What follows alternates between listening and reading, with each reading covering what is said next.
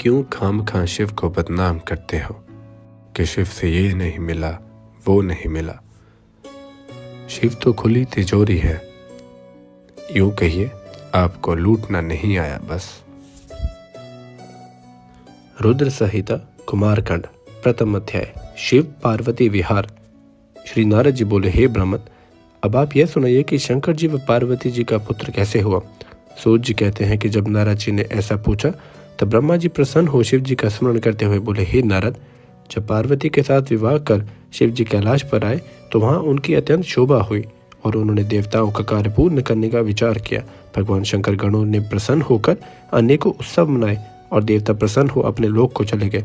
पश्चात महादेव शंकर कल्याण स्वरूप श्री पार्वती जी को लेकर अत्यंत मनोहर दिव्य निर्जन स्थान में चले गए और वहां रतिवृद्ध शया बनाकर देवताओं के सहस्त्र वर्षों तक पार्वती के साथ विहार करते रहे। उन्हें रात दिन का कुछ भी सूचना न रही। लोक धर्म के प्रवर्तक भगवान शंकर एक क्षण के समान ही उस बहुत समय को व्यतीत कर दिया।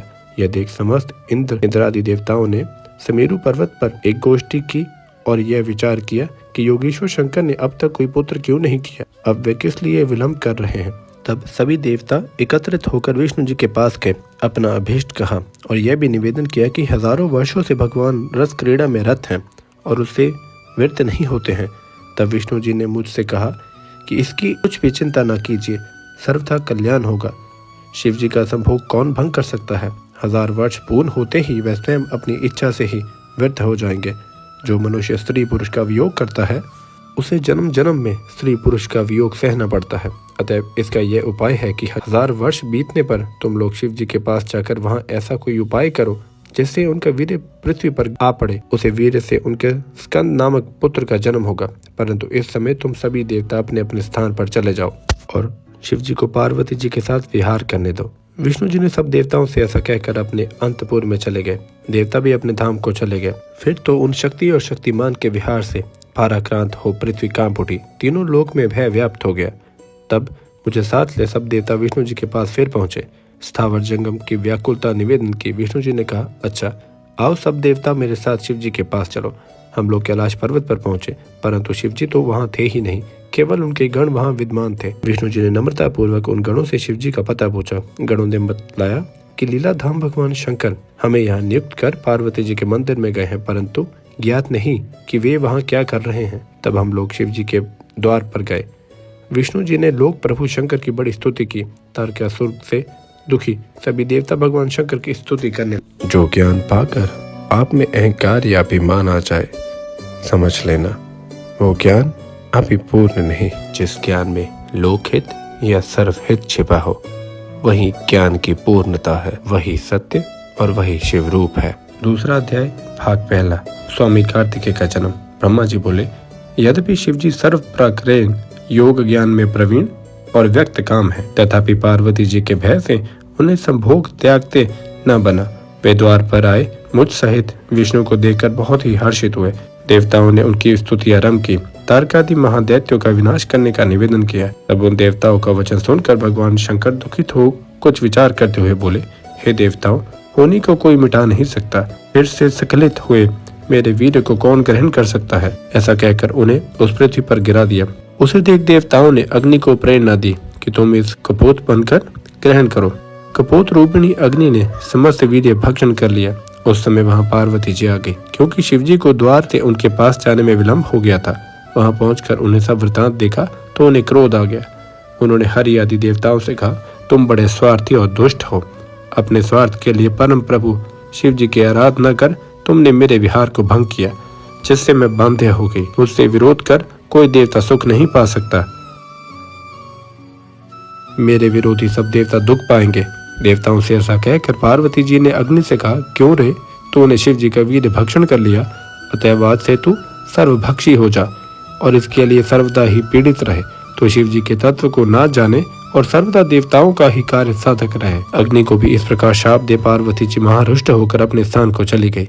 जब शिव जी गए तब उनसे सब वृतांत कहा। पश्चात पार्वती जी ने गणेश को उत्पन्न किया। इधर जो समस्त देवता अग्नि में होम द्वारा अनादि भक्षण करते रहे, इससे उनके पेट में गर्भ रह गया, जिससे विष्णु आदि सभी देवताओं को बड़ी पीड़ा हुई। शिव जी की इच्छा से उन सबको बुद्धि भी नष्ट होने लगी। गर्भ की गर्मी से सभी संतप्त हो गए। सबने शिव जी की शरण ली। शिव जी के मंदिर पर जाकर हाथ जोड़ स्तुति की, गर्भाधान से युक्त अपना कष्ट कहा, उसके निवारण की प्रार्थना की।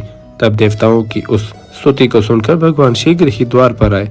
जहाँ देवता खड़े थे, शिव जी को देख देवताओं ने कहा, हे शंभु शिव महेश्वर, इस वीर्य से जलते हैं, हमारी रक्षा कीजिए, हम आपकी शरण हैं। आपके बिना देवताओं को कष्ट कोई दूर नहीं कर सकता। किसी भोले व्यक्ति का न हुआ, वो भोले का क्या होगा, और जो भोले का न हुआ, उसका खोना भी क्या खोना होगा। कुमारखंड, दूसरा अध्याय, स्वामी कार्तिकेय का जन्म, भाग दूसरा। जब देवताओं ने महादेव से कहा कि हम इसे वीर्य से जलते हैं, हमारी रक्षा कीजिए महादेव, आपके बिना देवताओं का कष्ट कोई दूर नहीं कर सकता। तब उनके इन दीन वचनों को सुनकर भक्त वत्सल शंकर जी ने हंसकर कहा, हे विष्णु, ब्रह्मा, देवताओं, मैं जो कहता हूँ उसे सुनो। अब तुम लोग शीघ्र ही वमन द्वारा मेरे वीर्य को बाहर निकाल दो, इससे तुम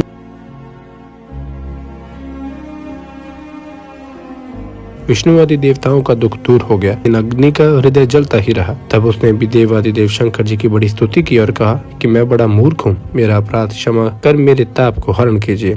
आप दीन वत्सल कल्याणकारी और परमेश्वर हैं। यह सुन शिव जी प्रसन्न हो गए। उन्होंने अग्नि से कहा, तुमने मेरा वीर्य भक्षण कर अच्छा नहीं किया, तुम्हारा पाप अधिक था, इसी से तुम्हारा संताप नहीं छूटा, परंतु अब मैं प्रसन्न हूँ, तुम्हारा सब दुख छूट जाएगा। तुम मेरे वीर्य को किसी स्त्री के योनि में स्थिर कर दो, इससे तुम्हारा शरीर नहीं चलेगा। अग्नि ने कहा, महाराज, आपका तेज बड़ा कठिन है, तीनों लोक में इसे धारण करने की शक्ति किसी में नहीं। उसी समय हे नारद, तुम भी वहां आ गए। तब तुमने अग्नि के उपकारार्थ यह कहा कि हे अग्नि, शिवजी जैसा कहते हैं वैसा करके तुम सुख पाओ। शिवजी की इच्छा से मैं तुम्हें इसका एक सहज उपाय बतलाता हूँ।